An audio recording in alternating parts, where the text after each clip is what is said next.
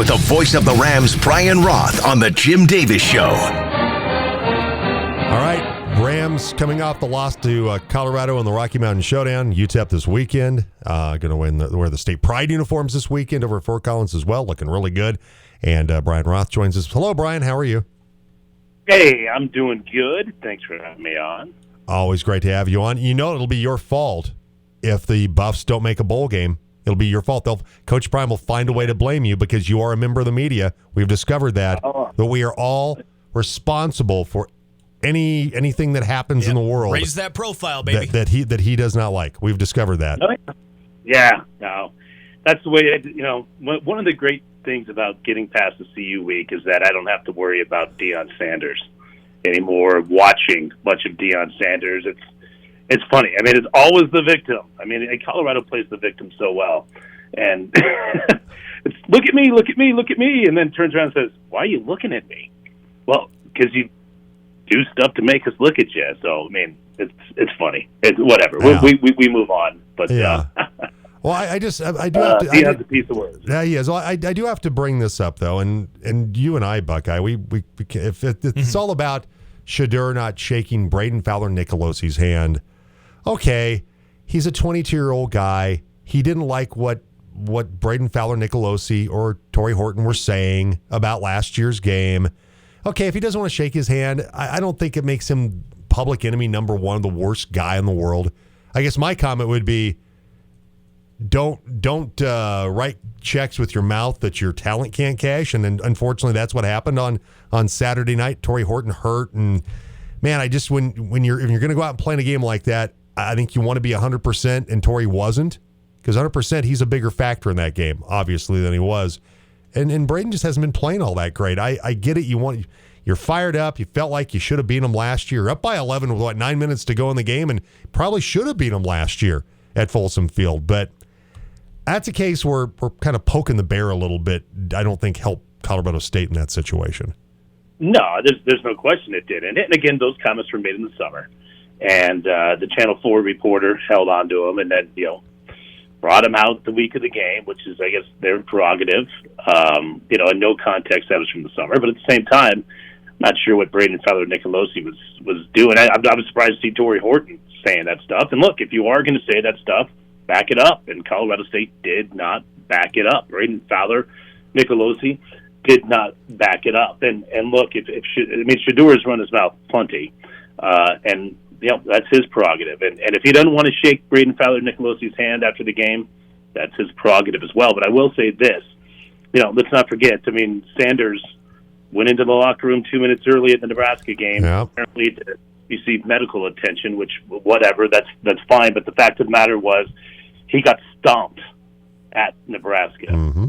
Colorado got stomped, and he didn't want to cross the field and shake hands. So, again, a medical issue was the official word from CU, and maybe it was, but the fact of the matter was, Braden Fowler-Nicolosi and Colorado State got stopped on Saturday night, but Braden's right there, ready to face the music and shake the opposing quarterback hand, saying, "Hey, great game." Hey, that's how you handle a loss. You go and you congratulate the dude and the team that's on with you. So Braden Fowler-Nicolosi did that, and again, Shedeur Sanders didn't the week before. So, I think that probably more than anything is kind of that draws a little ire out of folks that watch Shedeur. And look, Shedeur's a great player. He is.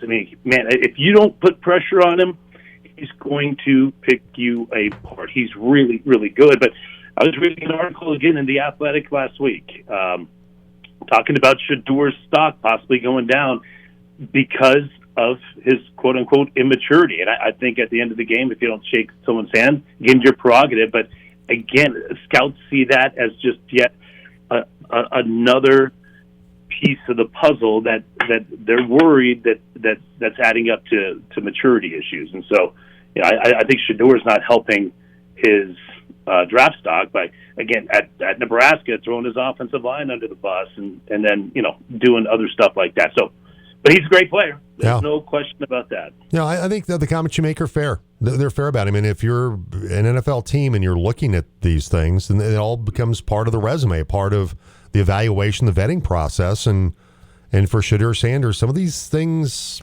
may come back to have him drop several spots in the draft because of some of that. Incredible crowd. Scouts, no question, look at that stuff, Jim. There's no question. Yeah. They look at that just as much as they look at his arm strength. Right? They do. I mean, that's a massive part of being a quarterback. If you're going to spend a first-round draft pick and invest millions to be, again, the face of your NFL franchise, man, whew, that other stuff is every bit as important. Absolutely. It sure is. It all goes into the evaluation process by NFL teams. Brian Roth, voice of the CSU Rams, with us today. Incredible crowd at Canvas Stadium, back on campus for the first time since 1996. And we had Wyatt Thompson on yesterday. And, of course, who was there, your predecessor, now does Kansas State. And he did, I believe, that final game on campus in the Rocky Mountain Showdown. So it'd been a long time.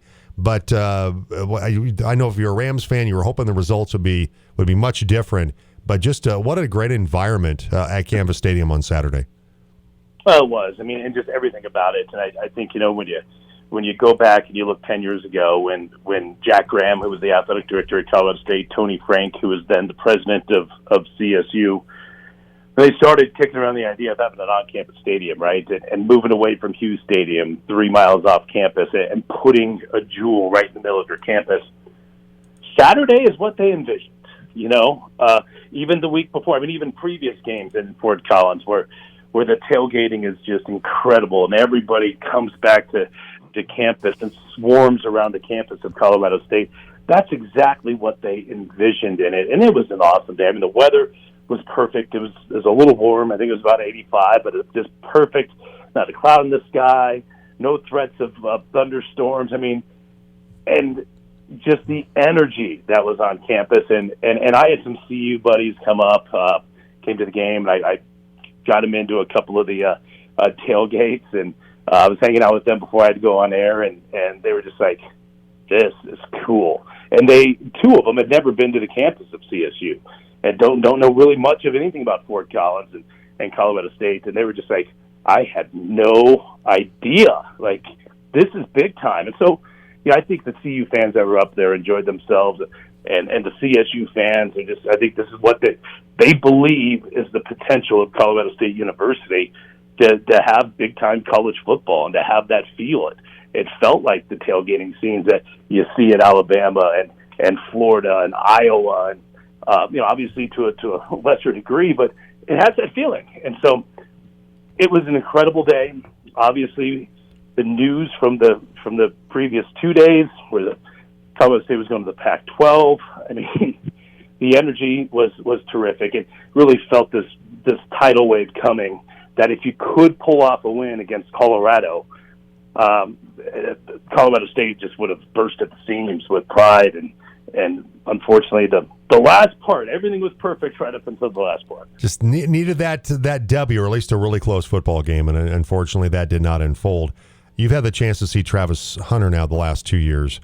So you're going to go number one? No. Who do you think will be number one, and where do you think Travis Hunter will go in the draft? I think a quarterback will be number one. I think a quarterback will be number one the next 20 years. I just think that's the way that we're going.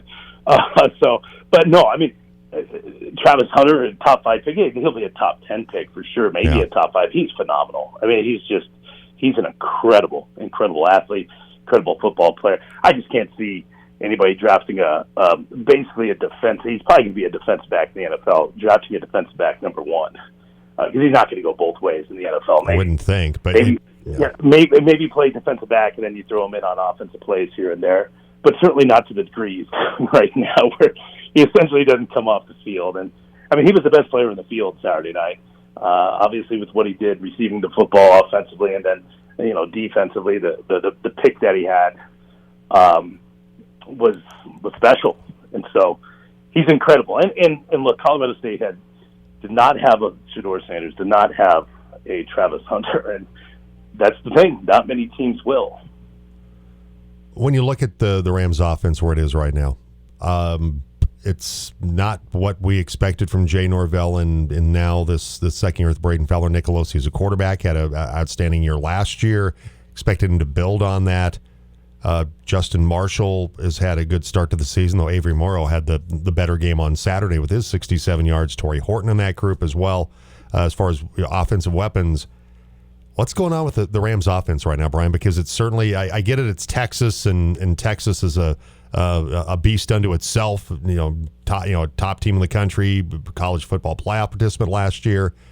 But Northern Colorado, there were some struggles, and then obviously the struggles against Colorado, and it's on occasion much maligned defense. Kind of take us through that a little bit. Yeah, I mean that's the biggest red flag from the game on Saturday, right? I mean that's the most alarming thing facing Colorado State, because we knew the defense wasn't going to be great this year. I thought the defense played well enough on Saturday night to win you a football game, and in particular early in that contest. One of the touchdowns they gave up was a 12-yard drive for Colorado early in the third period. So I thought the Rams defense was okay. I mean, I thought Colorado was going to score 24, 28, 31 points. I mean, I think most of us did. And so that's the thing that you look back at that and said, what's going on here? 9 points?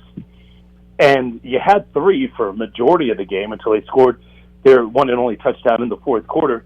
But to score 9 points in a game like that, in the game that you knew you were going to have to put points on the board if you were going to win, and it is alarming, I think. And I know Ram fans are scratching their heads and how do you fix that? And I'm not sure. Braden Fowler-Nicolosi did not look comfortable all night. He looked nothing like the quarterback who was in Boulder last year at Folsom Field, a kid that was really, for all intents and purposes, making his first career start last year in that environment on the road in front of 50,000 Colorado fans, and to do what he did, but then a year later at home where the 90% of the crowd is for you, and he just didn't have it. He was throwing off his back foot, and certainly was locking onto receivers, threw 2 interceptions in the game. It's a problem. Colorado State's got to figure that out, because that was supposed to be the tip of the spear for the CSU football team, is the offense. We talked about it. I think start of the year, I was like, this is a team that I think is going to average in the upper 20s. And so far against 2 Division I teams, or I should say FBS teams, they've scored a grand total of 9 points. Texas is really good. You can throw that out almost, although you would have rather have seen at least a little offensive productivity. But then only to score 9 points against a really an average Colorado defense, yeah, no, that sends up some red flags. They better figure it out, because if they don't score points this year, they're not going to win too many games. Brian Roth, voice of the CSU Rams, with us today on the Team Sports Network. So it's a UTEP this weekend, Colorado Pride weekend for the Rams at Canvas Stadium. UTEP, they're winless this year. They're 0-3. They did have some offensive success against Liberty. 335 yards, but they scored just 10 points. They turned it over 3 times in that game. Their defense gave up 417 yards in that game as well. So it's a UTEP team that often has some struggles on both sides of the football. I think safe to say that right now. Yeah, it's interesting. I was talking to the play-by-play voice of UTEP football. His name is John Teicher. He's been there 44 years, and I've met John a handful of times over the years, and I was asking him, what's been up with UTEP football? They have a new head coach who went 3-9 last year. They've really struggled. And he said, in the past few years, I think the way I phrased it to him, he goes, Brian, you understand that UTEP has struggled for 50 years. I said, has it been that long? Of course, UTEP and Colorado State were the members of the Western Athletic Conference for over 2 decades. And I said, 50 years? He goes, UTEP football has had 7 winning seasons in 50 years. Wow. Can you believe that? I mean, that's shocking. Look, it's shocking. 7 winning seasons. And I had no idea that it had been that bad going back to the early 70s for UTEP football. And so, they play in Conference USA. They're playing with teams all from, Central and Eastern time zones. Of course, El Paso is actually to the west of Denver and Fort Collins. It's in the Mountain Time Zone. And it's just kind of been purgatory over there, and they've had a really hard time recruiting over the years because it's almost in New Mexico. It's still part of Texas, but it's not really part of Texas just because it's so far west. And so it's interesting. They're 0-3 on the season, Jim. They lost to Southern Utah, who's an FCS team, and they have a 6-game losing streak. But, look, that's a UTEP team that I don't think there's any question is looking at this game saying, hey, it's a Colorado State team on the ropes. We can go on the road. We play well. We can pick up a win. So CSU better come out and play well and get it into gear offensively and try to put this UTEP team away early because if it's anywhere close into the second half, there's going to be a dogfight. Rams are favored. Last time I looked at the line, favored by 10 in that game. So let's hope that holds true for Jay Norvell and the Rams coming up on Saturday. Brian Roth joining us this morning. And Brian, anything you're hearing, any new information in regard to possible other schools coming into the Pac-12, along with, of course, Colorado State and the other Mountain West Conference schools? Yeah, I mean, I think, and this is just from what I've read over the last couple of days. Oregon State's athletic director Scott Barnes talked about it at their game on Saturday against Oregon, and said that they would like to get to 9. 9 gives you an even number of conference football games, right? You can play an 8-game conference schedule if you have a 9-team league, and I think they want to go east. I do. So I would guess their targets are going to be Memphis and Tulane. You get that New Orleans market. Tulane, obviously, an excellent academic school and a program that has had success in football. They've made big time renovations to their football stadium. Memphis is completely redoing the Liberty Bowl down there, which is of course their home stadium, and investing money into their athletic department. Obviously, Memphis is a big time basketball program as well, and so I think it's those two, and then a third team. But wouldn't surprise me to see that being UNLV. And I think that's what they would want. I don't know that. That's a guess. And then I think they would stand pat and just kind of wait to see what happens after that, right? And seeing what the landscape of college football is going to do because, changes are coming, not just at the lower levels. I still think you're going to see movement up top. One of the things I've read about why UNLV was not included, because we were all kind of like, well, why wouldn't they have UNLV part of this? It's the connection with Nevada. And it was kind of like why there was some thought initially, Washington State, Oregon State. They couldn't separate. Well, obviously that did happen. And so that has been at least one of the things that I read initially, that there are folks in the state government in Nevada that aren't crazy about those two not still being together. But as we've seen, that's just why I just referenced, that's no guarantee that won't happen. UNLV makes a lot of sense for the new Pac-12.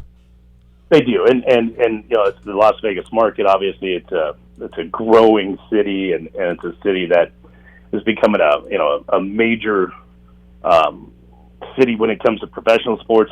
Obviously, I mean they're going to have a Major League Baseball team there in a couple of years, we believe, with the Athletics. And obviously, you already have the Golden Knights down there. I'm sure the NBA wants to get into Vegas, so they make a lot of sense. The thing I don't understand about those two being a package deal, Nevada and UNLV, and Nevada's football program and budget is not good.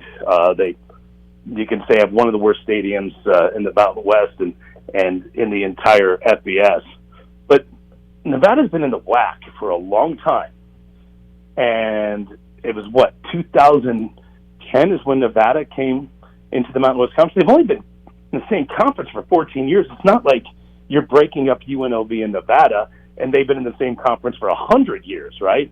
It's only been for a little over a decade and a half. And so that's the thing I scratch my head on. It's like, why don't they be a package deal? They weren't even in the same conference at the turn of the century. What are we doing? But who knows? Politics gets involved. You never know. Absolutely. 3 o'clock on Saturday, you can catch Brian's call on the Varsity app. Hey, Brian, I always appreciate it. Thank you so much. Yep, indeed. Thanks, Jim. All right, take care. Brian Roth, voice of CSU Rams, joining us on the program this morning. All right, 9:21. Jim along with the Buckeye Boy. We'll have our